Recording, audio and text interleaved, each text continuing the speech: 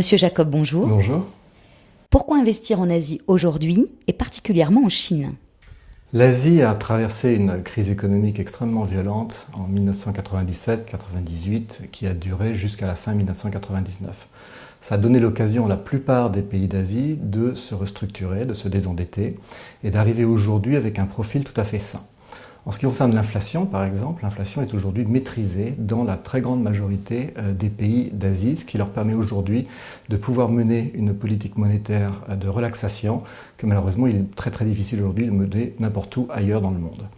En ce qui concerne la Chine en particulier, la Chine est un pays qui souffre aujourd'hui d'une mauvaise presse. Tout ce que l'on peut lire au cours des dernières semaines est particulièrement négatif, notamment à la suite des affaires de Bo Xilai et de Chen Chongqing.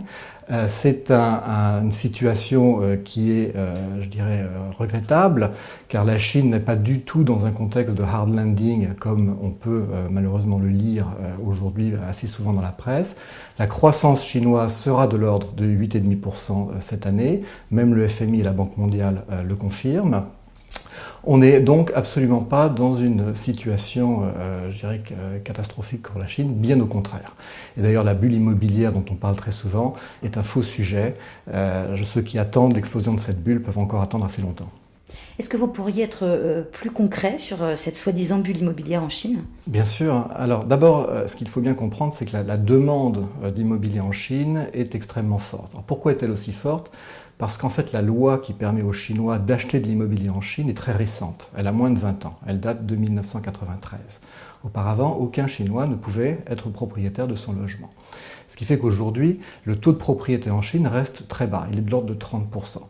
Ce qui explique d'ailleurs le fait que 93% des transactions immobilières en Chine sont réalisées par des gens qui vont habiter dans l'appartement qu'ils achètent. Il n'y a que 7% d'investisseurs. Alors on parle souvent des prix qui sont très élevés à Pékin, à Shanghai et dans quelques très grandes villes de Chine. C'est exact. Il faut bien comprendre que cela ne représente que 4% du marché. 93% du marché sont dans 255 villes qui ont entre 1 et 5 millions d'habitants, voire même 1 à 8 millions d'habitants, et qui sont des villes dont très peu de gens ne connaissent même les noms. Et c'est dans ces villes-là, les prix sont de 75% inférieurs à ce qu'ils peuvent être à Pékin ou à Shanghai. Monsieur Jacob, je vous remercie. Merci.